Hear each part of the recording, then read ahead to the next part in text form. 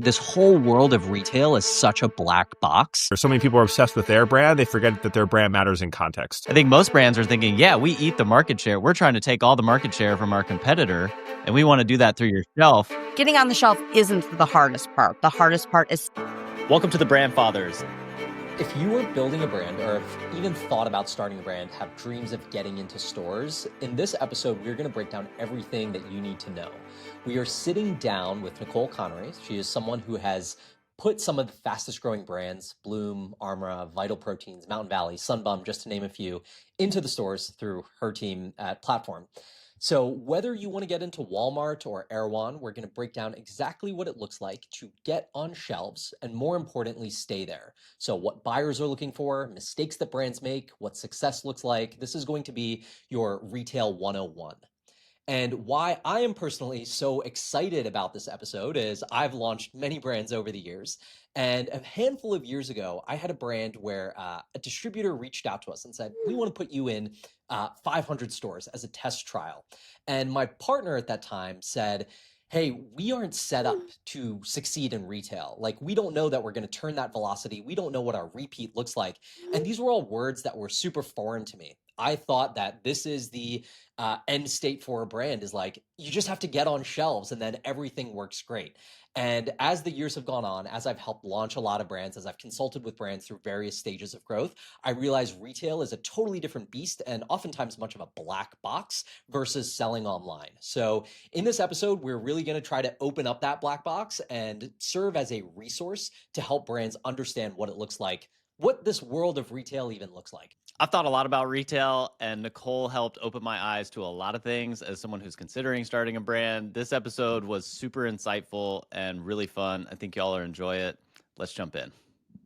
Okay, first, Nicole, thank you so much for joining us. I told Jordan and Oren last week we had just recorded our conversation because I thought it was going to be like a 10-minute primer for the podcast. Turned out to be an hour-and-a-half call. We got very deep into retail and all of the great stories that you have. So kind of by way of context, you've had a fantastic career for maybe like 8 years, right? Around 8 years in the CPG world. You were at RX Bar, Kellogg, Serendipity, Feastables, all of these great brands, and then working kind of on their retail side. And then now you are at Platform. So that's a kind of high level, but would love to hear a little bit more about you and your kind of specialty in those areas. Yeah. I've always been on the commercial side of brands, kind of fell into CPG, was doing consulting before, but just was a true consumer. And I think that came through in a way that got me plucked to join RX Bar, which was an incredible experience. I had no CPG background from before. And they were like, you know what? We love an untraditional way to think about how to connect with your consumers via the shelf, via the brand messaging, you know, whatever the case may be. And so I joined there. And yeah, as you had mentioned, kind of like made a hop across a few different brands, one big, one small, one mid-size. And, the really incredible thing, I think, with my experience specifically is that I've been at brands that have experienced all different kind of pros and cons to their retail strategy, to their business overall. And it's really given me a well-rounded perspective on brands at different stages of life as they're into retail. And so last year I joined Platform, which has been an incredible opportunity to work with brands and their retail strategy, whether they're completely net new or how are they looking for the next level of growth that they haven't been able to tap into. And using our retail partners to achieve that for them. So Platform's obviously been a sponsor of the pod. Oren's worked with Platform. I've worked with Platform. We all have our take on what Platform is. But how would you, to a new listener, a new brand listening to this, like, what does Platform do? How do you work with brands and what do you unlock for them? Yeah, I think that, the ethos of, our founder, Noah, and the brand, and the Platform brand as it is, how do we take brands and connect them with their end consumer? And whether that's at Erewhon or that's at a festival or that's at Walmart or Costco, we really like to help brands kind of uncover what's happening at retail, both on a brick and mortar perspective, but then also digital commerce, and help guide them on their path of growth. And that's, from the day-to-day picking and shoveling execution perspective, but then also in that thought leadership, how are you developing a net new category at a Walmart or at a Target?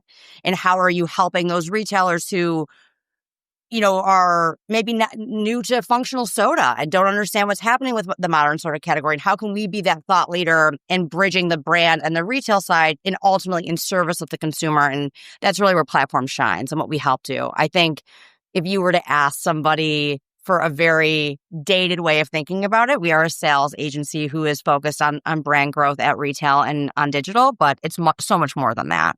I think one of the things that stood out to me when I talked to Sagar about Platform is, number one, he's very averse to using the term brokerage, for better or for worse.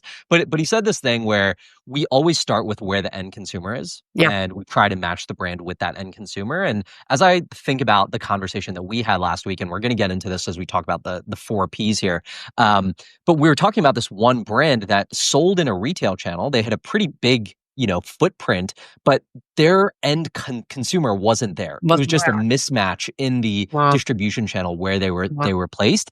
And I think there's why I am so excited for this conversation is that this whole world of retail is such a black box. Totally. When it comes to selling a brand online, whether that's Shopify or Amazon, you've like Amazon Sellers University. You have a million YouTube videos that will get you from zero to very competent in terms of selling online, paid social, all of these things.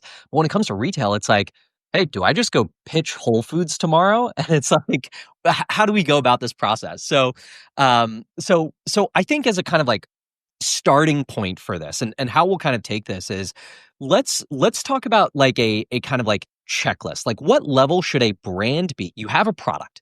You've maybe sold the product, or maybe you haven't sold the product, but you have, 50,000 units of your product ready to sell. What is a kind of like checklist or things a brand should be thinking about or what you look for before getting them into retail? I think, it has to start with the product, no matter where you're at. Like, is your product quality? Is it going to withstand shelf life requirements? Is it going to be able to be sustainable in a retail environment? And I think that, that has a multi-level prong, but it really does start with the product. Is the market ready for your product? Or if not, what are you going to do in order to like tell the market why they need your product? And so you have to have something that you can either physically hold or, that you're going to put on a shelf somewhere. And then it's your brands. Like, what is your brand identity? Do you have a community that's associated with that brand? And if not, are you actively trying to build that? How are you getting, our expert had this great phrase of, bars in hand. How are you getting people to trial and sample your product? And, ultimately then that turns into conversion and repeat and loyalty. But it really is product, brand, and community.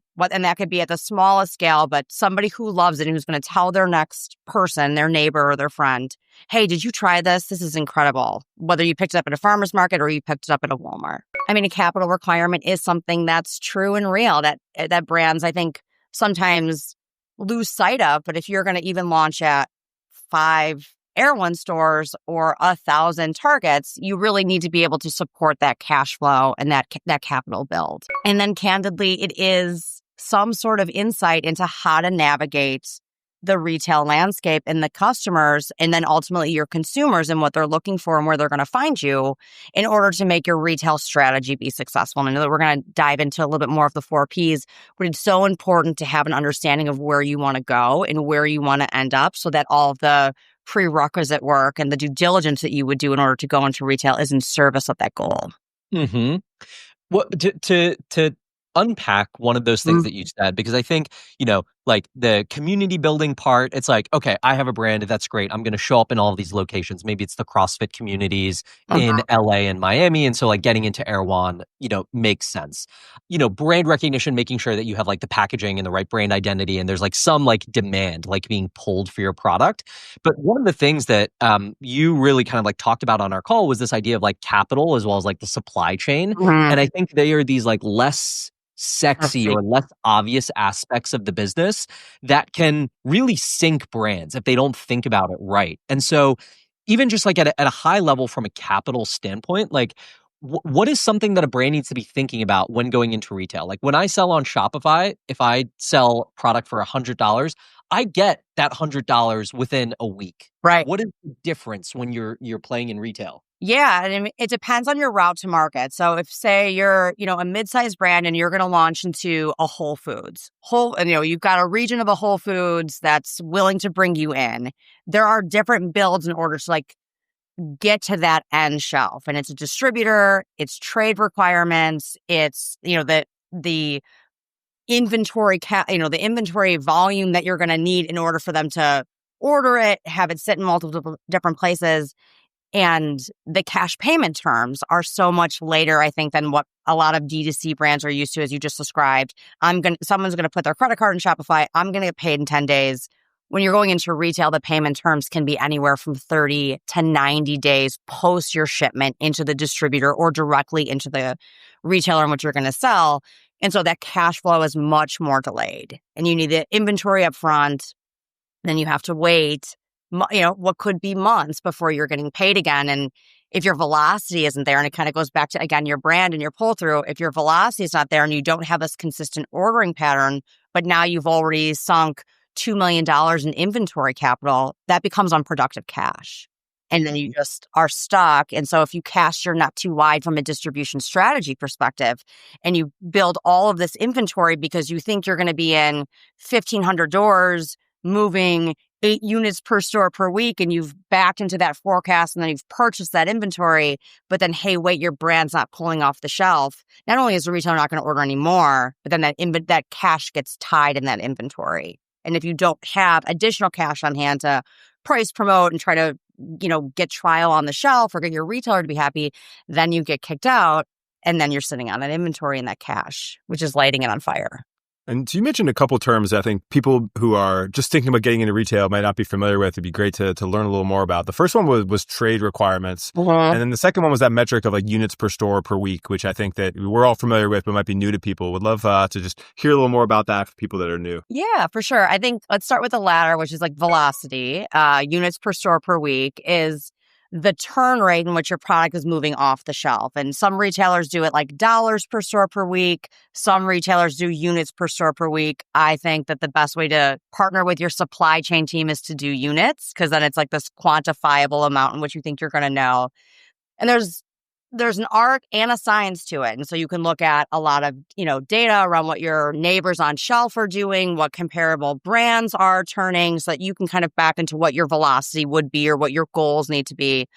And a retailer also has benchmarks in which they're going to require you to move at to make that slot on that shelf productive for them too. And if you're below that threshold is then when kind of trade becomes a little bit more applicable. Trade is just an exchange of money in order to promote your product. And I think when you talk about like a trade budget, there are different philosophies as to what that means. Like, is that marketing? Is that price promotion on shelf? Is that the core get billed in order to build a shipper within a retailer that's going to get your product out of its home location and therefore drive more eyeballs and awareness?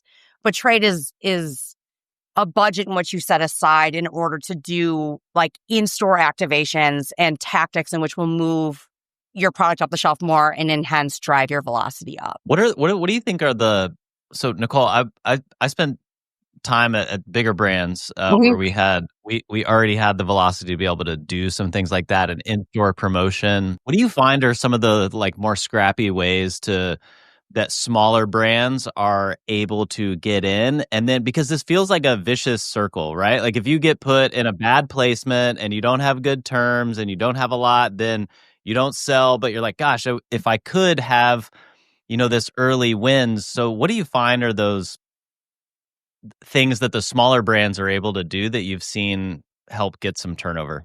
Well, I think it goes back to, I think, a brand having a hard talk with themselves, or am I ready for retail? Is that community that I've built outside of the shelf, whether it's online or digital or at a CrossFit gym or an affiliate marketing strategy on TikTok, is that community going to then, if I route them to a target, are they going to show up for me and pull through and continue to like enhance my velocity?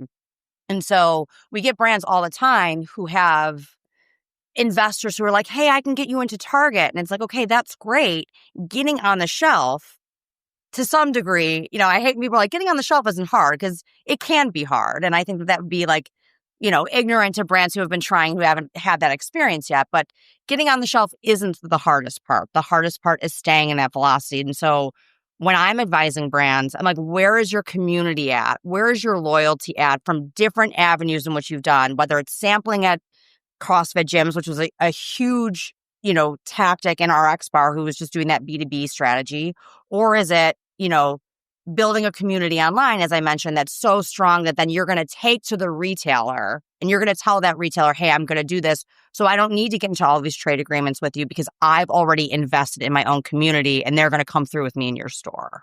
And so that's why I tell brands to spend a lot of time on is like, get your OGs, get your fans ready to go because when the time comes, you'll need them. Okay, and one more click on that is you mentioned, so perhaps like if the 4 Ps, it sounds like the 5th P is actually your product, which is probably the most basic, to start with. And you mentioned brand and community. Does it translate where people just build an online audience and that audience will show up in retail? Yes. Or are you finding that there's sometimes some disconnection between, hey, this person has built a social online audience and their audience actually prefers DTC to buy here?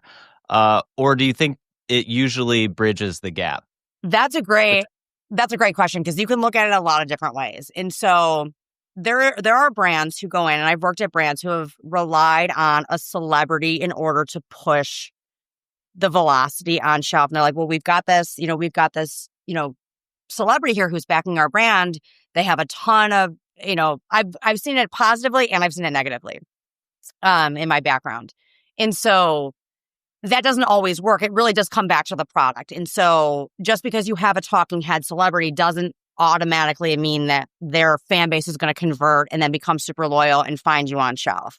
Where we've seen it work really successfully is where brands have leaned in on their product, built that community based around their product, and then, had that loyalty come through, driving it to the shelf. They show up for that brand because they have that personal connection and it's authentic. And it doesn't matter if that's coming through your screen or if that's coming through showing up in an event or, putting your product in a sampling bag for them to do. They have this personal connection and loyalty to you that we've seen be extremely successful at retail. Because the reality is, and it's different for different categories. I think food and beverage and VMS are slightly different in the way that the consumer is shopping those categories. VMS is heavily online. There's trust there. You're getting a lot of information immediately, and then you can click to buy pretty easily. Perishables is not something that's shopped online as frequently as a shelf-stable, bag of bone broth protein. But what we've seen is that traffic in the store and somebody who has been fed, hey, this product is going to be really good for you. This is awesome. Maybe you heard it on a podcast or you read about it in a roll-up of your favorite women's health magazine as to why these are. But then you see it on an end cap at Target, you automatically trust because a retailer has done that vetting for you. And so we tell a lot of brands that like, hey, it's actually not going to cannibalize your D2C. It's going to raise everything because now you've got an additional validation from a mass retailer, whether that's Target or Walmart, or even all the way down to Air One. Those shoppers there are like, oh, now I've seen this. Here it is. I'm going to pick it up. Because that vetting has been done for me where maybe I'm still a little bit dipping my toe into the water of buying my products online. Got it. So that celebrity gives you the consideration. The retailer then gives you some validation. And then that can move to purchase. Okay. Amazing. One point I just want to clarify is you said VMS. I think that's vitamins and minerals, correct? Supplements, yeah. Okay. Thank you, Ashwin. I was wondering. Yeah, when I first heard we were talking about that on the call last time, and I think that's it's a really important point that kind of stood out to me is that there are certain categories where there are just existing buyer behaviors and preferences to purchase product. So in that VMS category, kind of like leaning heavily online, but also leaning heavily Amazon because people want to see the reviews from other people. Food and beverage, ice cream. It's like, hey, we need to find that in store for the most part. Absolutely. It's been really fun on the platform side, kind of taking lessons from both kind of inherent consumer and shopper behaviors and also having the retailer see, hey, Amazon's taken like a pretty big bite out of your lunch in this category. How are you forward thinking in your merchandising selection that you're bringing in? Because these consumers are buying all these products. They're just not buying them at your store. And so we really lean heavy on the thought leadership side of like, hey, these brands are making serious waves online it'd be beneficial for you to bring them in for that, validation, a variety of other reasons, but category growth at the retailer level too.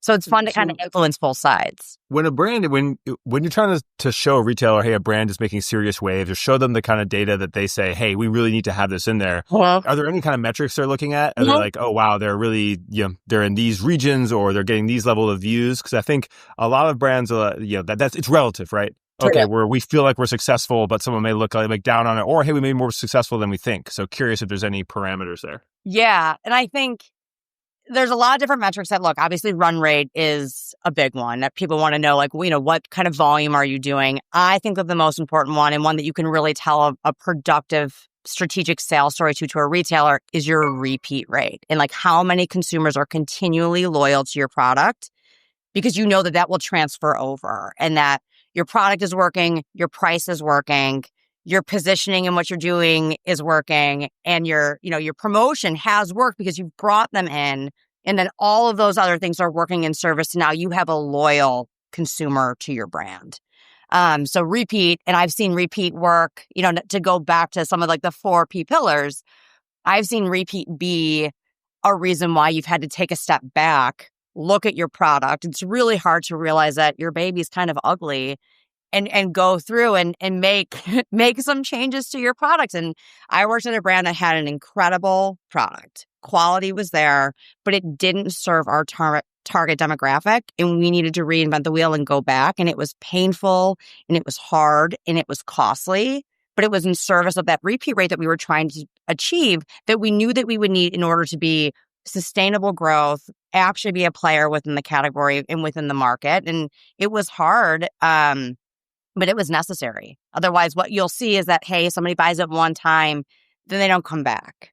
Or they buy it 2 times to give it another try, and they don't come back. And, velocity is that metric in which people are continually buying your product. So let's get into this, actually, the kind of like 4 Ps that we have here. And it's funny because when we were talking about orienting this episode, you were like, hey, rather than go through these questions, like everything can be distilled to the 4 Ps. And I'm like, I haven't thought about the 4 Ps since like marketing 101 in college. And I just wrote it off at that time because I'm like, it's in a textbook. Like, surely this is like not relevant anymore. And then it turns out, like, as we're talking about all of these case studies in brand success and failure in retail, you're like, no, it literally just comes down to like getting all of these things right. So I think with each one of these, like, let's like unpack it a little bit. So like, let's start with product. Like, what are we talking about with product? And then what do like some good lessons and kind of like bad lessons look like here? Yeah. I mean, going back to my previous example, repeat is how good is your product that people are willing to do it. But it's not just taste or efficacy, which, obviously are king depending on what category you're talking about. But it is also your packaging. You've heard thousands of podcasts or articles about RX Bar having that packaging change be the unlock for that brand. And that was true. And that is true. And so it's not just product, but it is the way that you're showing up on shelf.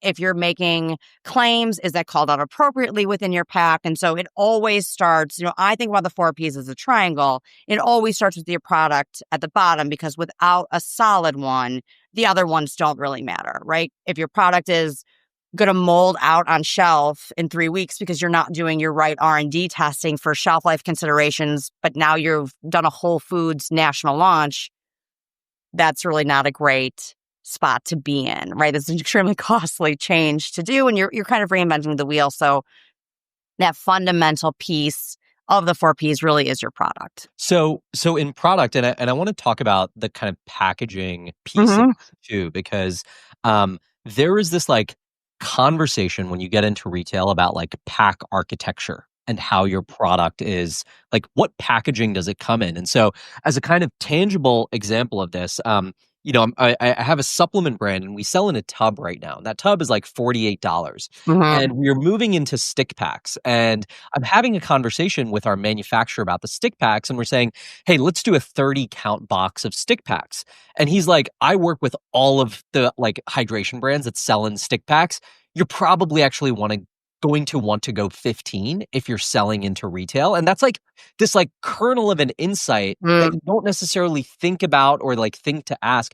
Can you just unpack a little bit of this like pack architecture? Yeah. Like what are we talking about here? What does it mean? Yeah. And so that really more relates onto price and how you Okay. manipulate your pack architecture. So, your PPA is your price pack architecture, and it's unique across different channels of business in different categories and where you're trying to serve. And so if you have this, protein, or I'm sorry, what did you say it was? Whatever. Yeah, it's like it's a vitamin supplement.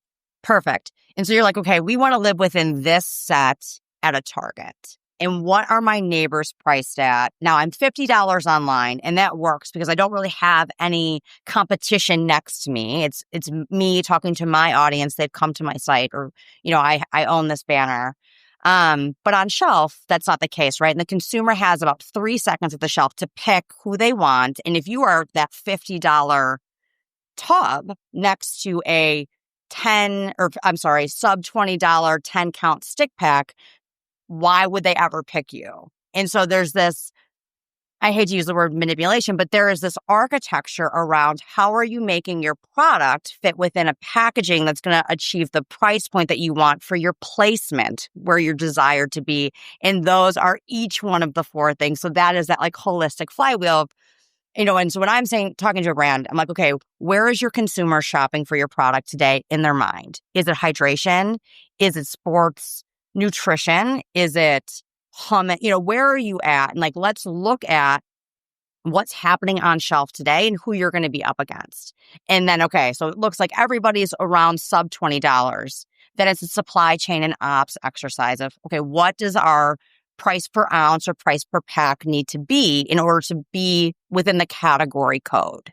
Okay, it's going to actually be a 10 count. We can hit that price point. Okay, and then you're moving on to your packaging in order to slide into that slot that's going to give you the best chance at that like 3-second trial. No one's seen your brand before. Your packaging is talking about the claims in which you're going to do for them.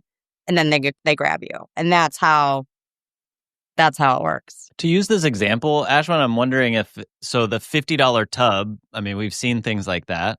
Is that when the brand is once more mature and after you may do a 10 count to get people to be considering, and then once they have that loyalty, perhaps in a different retail channel, I'm thinking like a Costco or something like that. I mean, absolutely. And so you're exactly right in that, like, depending on the channel in which you're trying to serve, so grocery, mass, club, those all have different price pack architectures that take into consideration of what the consumer behavior and what the knowledge is around what those price points are going to be. So Costco, obviously, everyone knows they're going to get a value to the rest of the market because that is the Costco brand and that's what they're delivering to the consumers.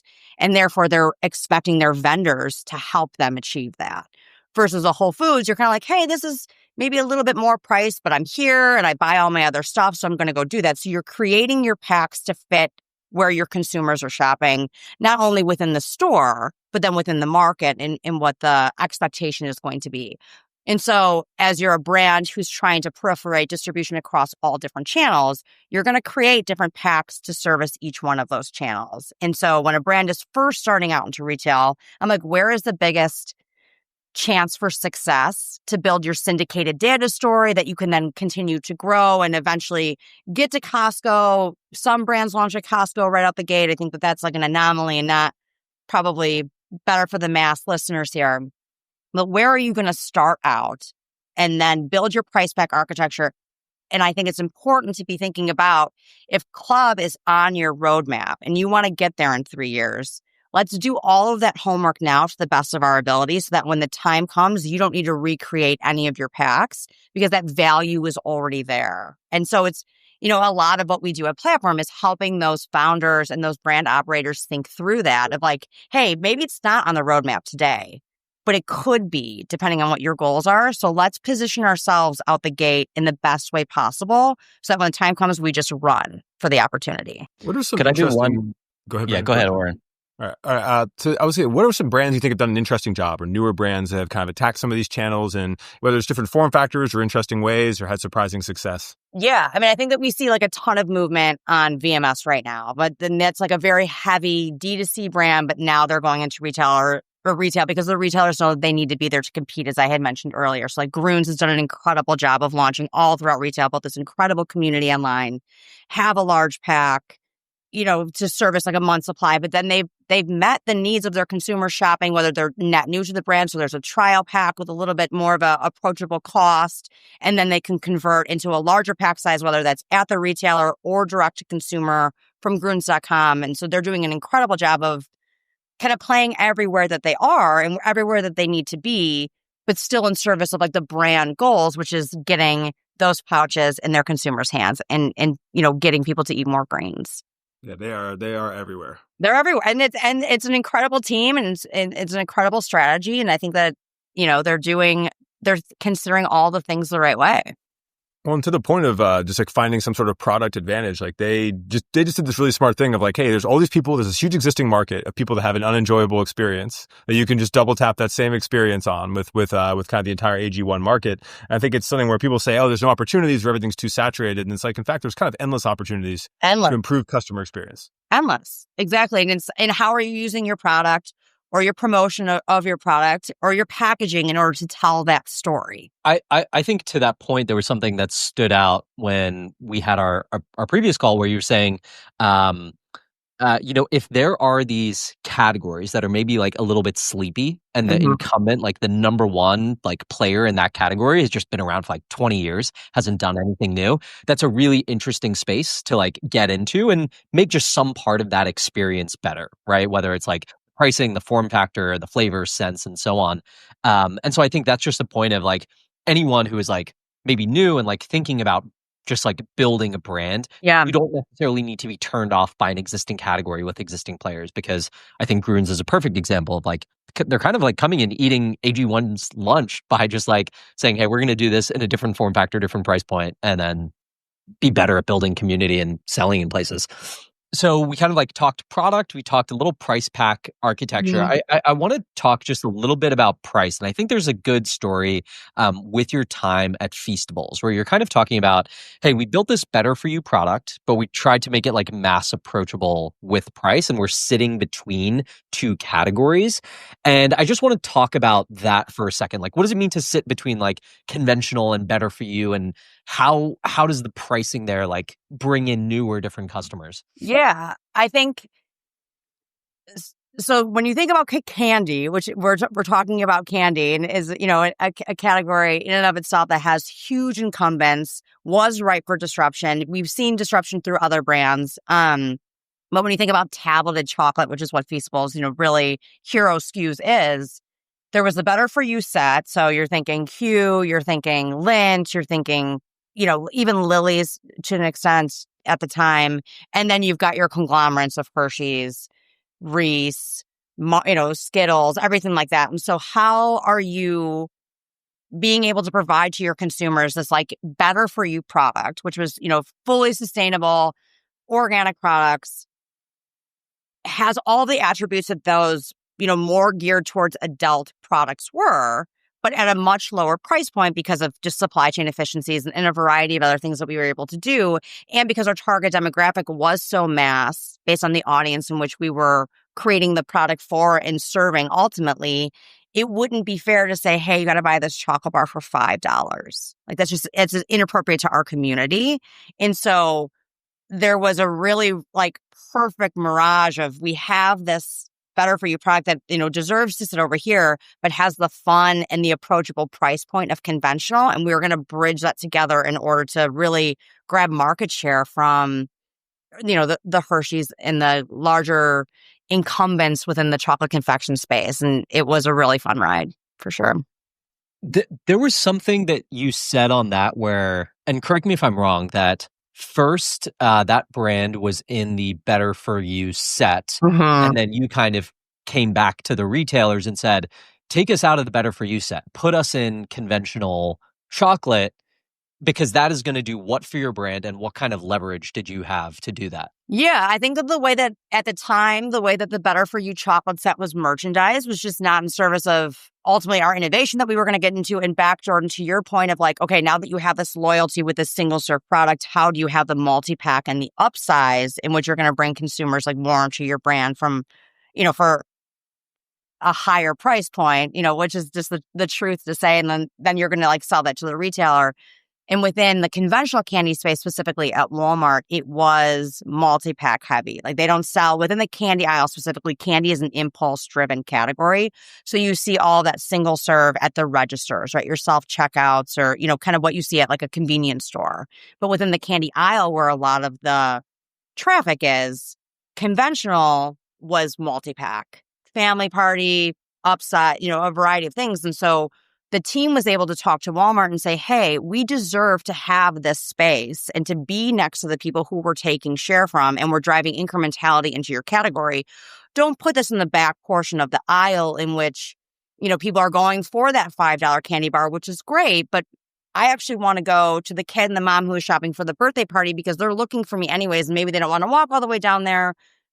And I don't want to be merchandised like that anymore. I want to have this, incremental offering to you, which is the single bars, but then also the multi-packs and have this kind of brand block where I belong. And it was a combination of, syndicated data storytelling, incrementality that we were able to drive to the category at that retailer in a variety of ways, like kind of have this top to top with them, and I was a platform client before I was a platform employee over at Feastables. And we had this really compelling story that, they couldn't say no to. So I want to talk about that one word that you used, which is incrementality, because I think when I first heard that, it was a somewhat unintuitive idea. And by that, I mean, when I have a brand, I think about like my competition, right? Say I'm RX Bar and I'm like, hey, I want to eat all of my competition. I don't want anyone buying any other protein bar. Right. And apparently, like if you go to a retailer and say that, they don't really They don't want to hear that. So what is this idea of incrementality and how should brands be thinking about that story? Right. The last thing, it's not the last thing. I mean, you're not going to get like immediately like meeting ending, but a retailer and a buyer doesn't want to hear, oh, I'm just going to shift your dollars from one brand to another because like they're only measured on growth of their category. So a really compelling, story to tell is, hey, I do better than all of these brands with a new set of people. And so from a protein bar perspective, maybe at the time at our expert, I'm kind of making this up because it was a little bit ago, but a compelling story would be, hey, I know that majority of your consumers are male, but I actually skew very heavy female. And I'm going to bring that female audience. We see this a lot with protein factors right now. I'm going to bring this female to the part of the store that she wasn't going to before, and she is going to purchase my product on shelf. Therefore, I'm incremental to the category. And I'm going to drive, and you can get kind of clever with the way that you're doing the math of what the waterfall revenue opportunity then would be for that retailer if they leaned in with you and gave you your fair share of shelf. And that's also a tactic that can use not only to get on the shelf, but then to get deeper within the shelf. And so taking like a data analytic approach, which we do a lot of platform for our brands, is, hey, how are you performing comparative to the rest of the category and the rest of your neighbors on shelf? Are you driving more dollars per distribution point for that retailer? Are you just in the middle? Are you below? Let's look at those SKUs and see what's happening there. Should we swap it for a higher one? But like taking a zoom out and saying, hey, my product actually drives significantly more dollars than 20% of the brands or the SKUs that you have on shelf. Hey, buyer Jordan, can you please help me help you? Because I'm driving the dollars to this point. It becomes a really productive, mutually beneficial conversation with your retailer around how you're going to build and grow together, which I think a lot of brands, and I've worked places before that haven't really realized that you need those shelves and you need those retailers from if you're going to, go heavy into retail. And so how are you working together and building that bridge together to service that consumer, which like all the way back to the beginning of the conversation, like that is the goal, is to get your product to that consumer's hand or mouth. This can I just ask one other thing? Like, because that's a really fascinating. I think we often are thinking directly through the brand vision. You're not thinking about that retailer also as a partner in a weird way. I mean,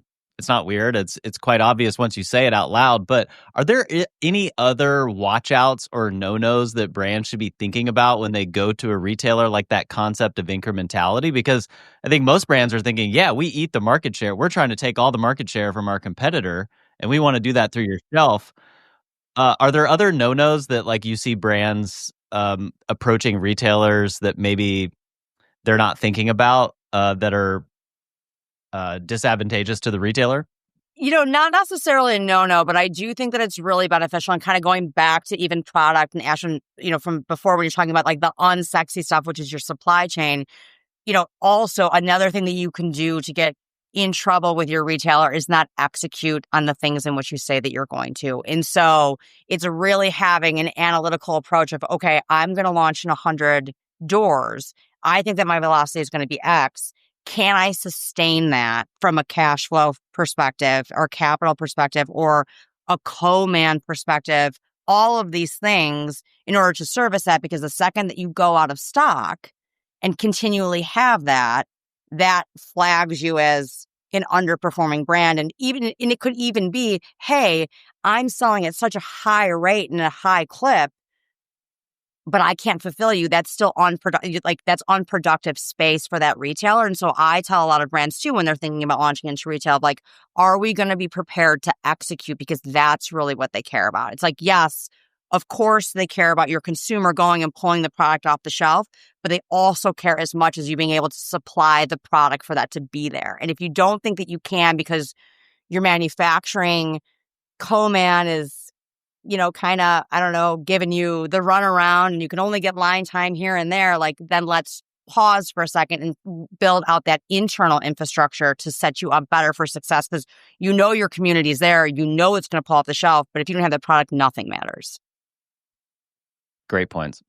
So it's less about like things to watch out when you're talking to the retailer, but like you better be convicted that if you're going in and you're saying, hey, I'm going to drive this incrementality, I'm going to do all this amazing stuff for you, I'm going to use my community to come to you, you better put that product there. And I would, something to call out that worked really well when I was working through things in retail is actually explaining to your buyer, and you can also do that through your rep group or whoever it is, but actually communicating the things that you are doing. If you have a big influencer post, like, they're not necessarily going to see it. If you're doing all these campaigns and look, at the end of the day, they're going to measure what actually happened at retail, what actually were the sales numbers. But if you're explaining the things you're doing to drive it in there, one thing we do a ton of is whenever we launch a new location, we try to send some influencers into store, even creators into store, and then share that with them. People would always get stoked right away. And just having that top of mind communication is something that some people will just kind of ignore, but I think really makes a big difference to just explain to them what you're doing in your marketing to activate your audience in general and for them specifically. Absolutely. Like, a buyer's going to want to hear that you're so proud of your brand, that you're continuing to invest in it, and that you're grabbing people from all different parts of the market and the world, and, meeting people in all different places. And like, yes, it's not going to directly impact the sales at Target, but it could potentially, right? Because you're investing within your brand in a festival or on a podcast or, whatever the case may be. And at Platform, we also like to tell people that too, like, influence happens everywhere, and it can ultimately just be a huge tactic in your growth and success. So investing in your brand the same way that like you take care of yourself is hugely beneficial. So a couple of examples that stick out to me about kind of like, creating content, like pulling in influence when you do get into stores. There's this brand called Joyride, candy brand, and there's like Ryan Trahan, who's this influencer, and he's been doing this thing for a long time where he just like stands in store shelves and like creates a variety of content trying to drive people in there. And he'll showcase like some spins data and tell this story of like, hey, we're 7th here and we need to get to number 3. So if you can go to Target today, and like he'll do these things like paying these people $5 if they pick up my candy brand. Yeah. And it's like this, it's like the unsexy part of kind of like building that business. It's not just getting on shelves, but he understands like the back end of this, of like they're measuring the units per store per week, and that yields so much other leverage. I've seen brands like Nectar Hard Seltzer and Midday Squares, when they get into like their Costco trials, they're like, we're 3 days in Costco, like you have to turn out for this stuff. And I think that stuff is kind of like, you can't underestimate how much you should try to leverage whatever audience you have to drive them in stores. Like the second you're kind of there. Totally. And I think, and the retailer appreciates it. Your consumers appreciate it. Like, they feel like they're part of this journey with you. And that like goes back to like the authentic connection that you have with your consumers and the community in which you're building, of like, Ryan Trahan does a great job of making his fans now like converted loyalists to his product in service of helping him. And they're a part of that. And like that connection and that community and that feeling that you have is such an, invaluable thing when people are just looking for connection in every parts of their lives. And that's not, And that can be through food, that can be through candy, that can be through a wellness product.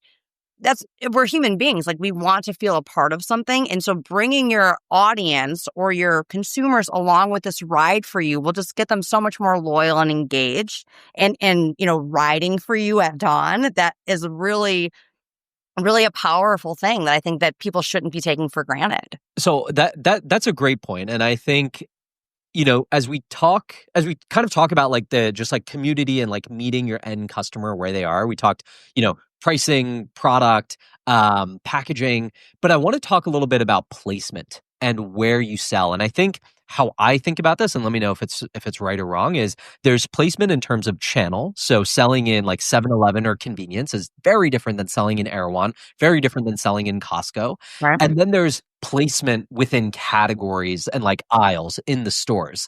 So what does bad placement look like from a channel standpoint? Yes. So I think there's two ways to answer that. And so one example would be you're launching in a retailer because you have that investor pull who's able to get you into a Costco rotation, but that pull's not there. And now you have this bad launch on your brand that's like going to set you back for years before going into Costco. So placement, to your first original point, like where are you going to have the easiest?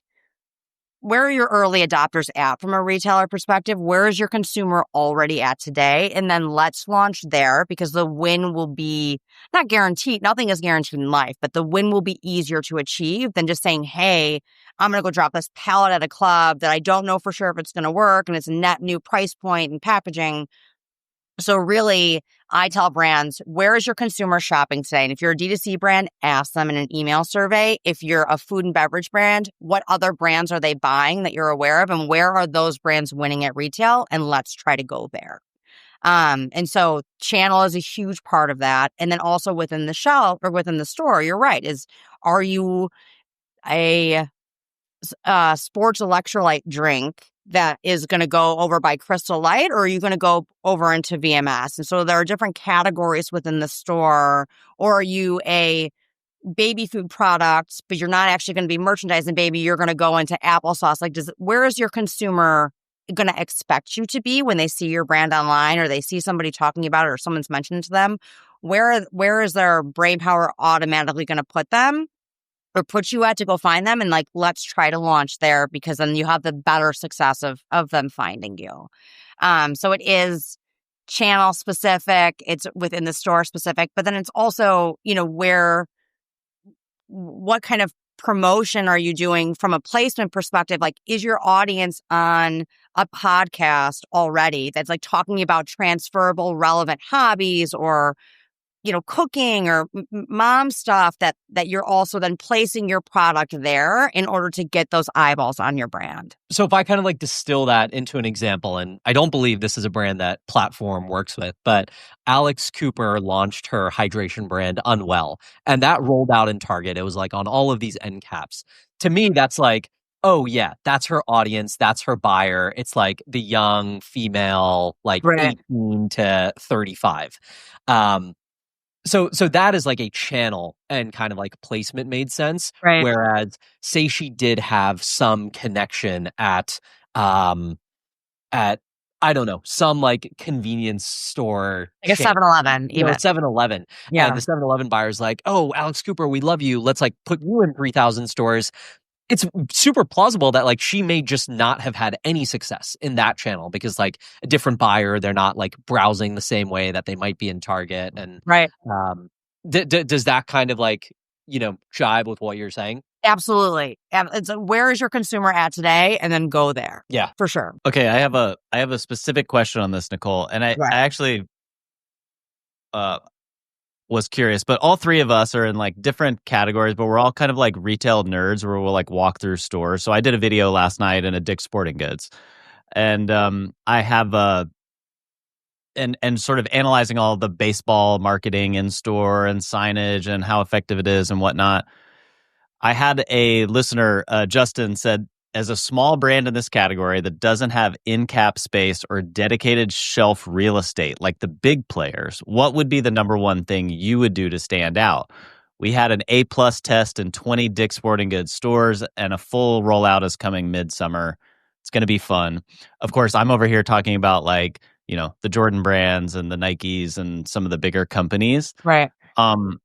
We've talked about some of the like online rallying the community, but does that apply here? Or how would you talk to someone who's like a smaller brand in a larger place like a Dick's Sporting Goods or a Target for them to stand out?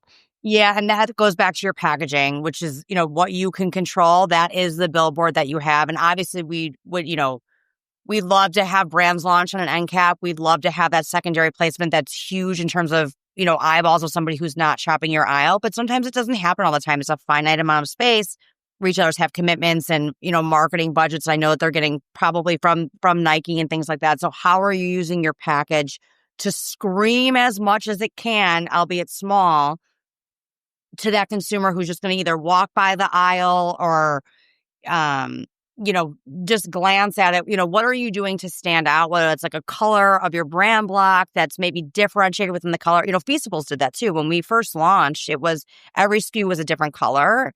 And then we took a step back and was like, it's really hard to identify the brand together. Let's zoom out. What color is not represented? And then we went blue in a big way. And, now we start to see some of, there's other, now I'm not going to get into that, but there's, I think we all saw the tweet or the other. Yeah, we saw the tweet. Yeah.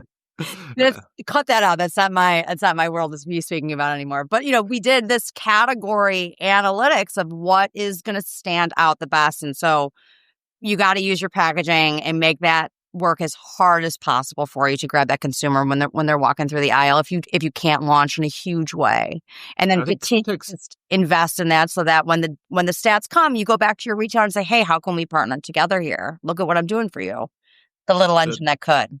The context of packaging and positioning, I think, is really important. Something we've touched on before, worth kind of reiterating, is that when you go into your category, it's not just about your branding, it's about your branding in context of the category on shelf, right? Because if you might have a super strong blue people know you for, but if you're walking into a shelf where there's 5 other brands that have the same look and feel, like it's not going to help you stand out. Totally. And so that's something worth looking at. And the category I was in, where I was in toy, we were going up against a brand that was known for basically like a red.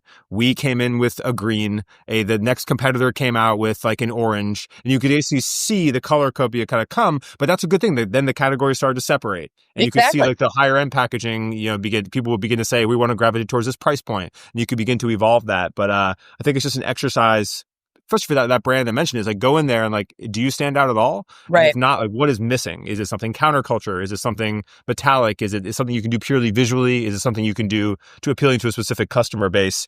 But it's just an exercise where so many people are obsessed with their brand, they forget that their brand matters in context. For sure.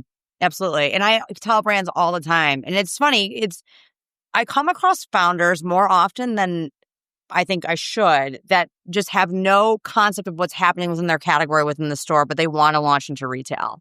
And so I'm always like, hey, guy or gal, when's the last time you went into a Target, into this spot? Like, go look and see what's happening today. And then go in, 6 months. If you're doing like a year-long research, right, as we're waiting, because Target works about a year out. Like, go look at these pivotal times in which change is happening, which is only twice a year, but go every day, go stand in that aisle for a week and see who's shopping it, see what brands are looking at, like observe within the store itself. That will give you so much more insight than reading an article about how the Target share price is or their traffic is down. Go see what's actually happening with your own eyes and look and feel and ask somebody. They might think you're weird, but who cares? Yeah, well, this is also, look, to Jordan's point about content, like Jordan is in Dick's Sporting Goods making content like every week. And while it's great he's doing that for content, it's also for context on the projects he's working on the things to understand the category. And I completely agree, especially because you'll notice so many founders or marketing people are so disconnected from, like, they live in online world. And so it's definitely good to get out there.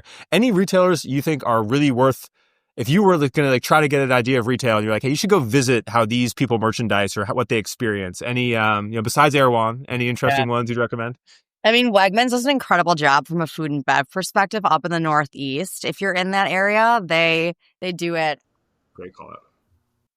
I make this joke of like, Wegmans is the tastemaker of the East, and people are like, what? Like, but they are. Like, they take a highly curated view in their set. So, their HEB is another really great place if you're talking about what's going to work from a more mass appeal. Now, this is, again, food and bev, Vitamin Shop for VMS. I think even like your local gyms, what kind of assortment are they carrying? Because it all comes through like the same distributor for the most part. There's two main distributors that are doing wellness brands within gyms, and go see what's happening and what's being pushed in that perspective. Depending on different parts of your where you're at within the country, Publix is obviously a super regional down there from a grocery perspective. HEB does a great job of merchandising for different parts. People say that if you can win in Texas, because each major city within Texas is such a representative of the different parts of the country, that then you're ready for mass retail. So if I get a brand, I'm like, well, how are you performing at HEB?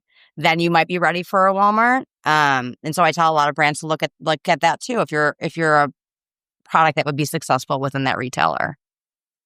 We would say the same thing to football players actually here in Texas. If you can make it in Texas, you can make it anywhere. You can make it anywhere. 100%. Yeah, totally. All right. New York, eat your heart out. Yeah. Right. Okay, coast people. I'm in Chicago, so I'm, more of a middle of the country kind of gal. And we can hear it. We can hear it. And so, Nicole, on that point, is it let's say you are a brand, you have this community, you've been selling online maybe for a couple of years, maybe you do, $2, $3, $4, $5 million in revenue, and you want to start exploring retail, and you know that you can support it. You have the supply chain, finances, the product, the repeats there, everything.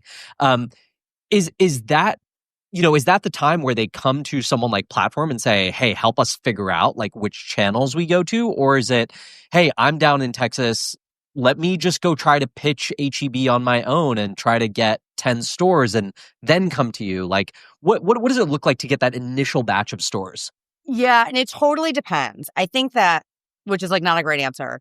There are brands who definitely are able to tap into retail because the buyer of their specific product within the store found them online, found them on LinkedIn. I mean, that's how Trader Joe's actually does all of their branded product. It's just through like outreach directly from that buying group to the brand individually through a customer service email, which is like a very tricky, fun thing that if that shows up for you, you're pumped. I digress, but there are, unfortunately, I would say that back when I was first getting into the CPG, it was easier for a brand to get directly to the retailer itself, but you would need to have a very strong understanding of like how to navigate that world, which I think some people do, serial entrepreneurs do, a lot of brand founders do not. And so there's a lot of pitfalls that can happen with that. But today I would say that it does continually become more and more corporate, and to get into that, like breaking into that world does require some sort of partnership or influence from outside. That's not just like you going in and cold calling yourself. It happens. Absolutely. Buyers reach out to brands all day long independently. We get a lot of brands who come to us first and say, hey, how can you help me think about this? Give me the institutional knowledge that I need to know, and then help me build the relationship with the retailer directly based on the trust that the retailer has with you guys. And let's go from there. So you're doing that for kind of emerging brands. You're also doing it for brands that are at scale too. Yep. So I think I was having this conversation with Sagar where he's like, there are brands that we work with that are doing like $500 million that then sign on with us, and then we scale them up. So I'm sure it's like similar strategies, different strategies at that scale of like a promo. Is there any call outs on that one? Yeah, I mean, a lot of times I think that it's just a pair of fresh eyes and fresh perspective, right? You come out of your, what is that thing where it's like, if you come out of your comfort zone, you can just like see the world a totally different place. And so for a lot of our established brands, it is sometimes just that, like a different way of thinking about it, applying some of the tactics that we've used for the emerging brands to the established brands, also then unlock a next level of growth for them. They're like, hey, I've been on autopilot for years. I didn't really realize that if I did this type of promotion with this type of end cap and this piece of content that's, kind of this world is net new to me, that would be like, putting my brand not back on the map, but really getting more eyeballs or a new audience. And this generation is different. Everybody's on their phone. And I think that some of the established brands, a lot of times are just looking for a fresh perspective. And because we work so closely on the emerging, it's been really fun to go, from from the bottom up, but then from the top down and having them think, in a more scrappy way to gain growth. That makes a lot of sense. So we kind of talked. So we talked about most of the 4Ps. I think promotion is still one that we didn't hit, but I want to be mindful of your time. I know you have some things to do here. But I think I think probably each one of these could be an episode in and of themselves with like a ton of case studies. So for anyone listening to this who has questions, who wants us to go deeper, Nicole, we'd love to have you back on and dive into this. Of course. Hopefully this unpacks some of the black box that is retail and how to think about it. And Platform is a phenomenal resource for helping you think about that strategy. Hopefully this podcast serves as something that hopefully in the future you can just send to brands and be like, watch this first, and then let's talk. So thank you, Nicole, so much for joining us. Yeah, it was so fun. Thanks so much. This is amazing. Appreciate all the insight. This is awesome. Yeah, it was nice. Thanks, guys. Thank you. Okay, so there is probably an episode that we could do on each one of these topics. So number one, if you want to hear more about these, let us know in the comments or DM us. Second, we have a report that we'll link to in the bio that gets into each one of these categories, topics, endless QA with much, much more detail. So that is always there for download.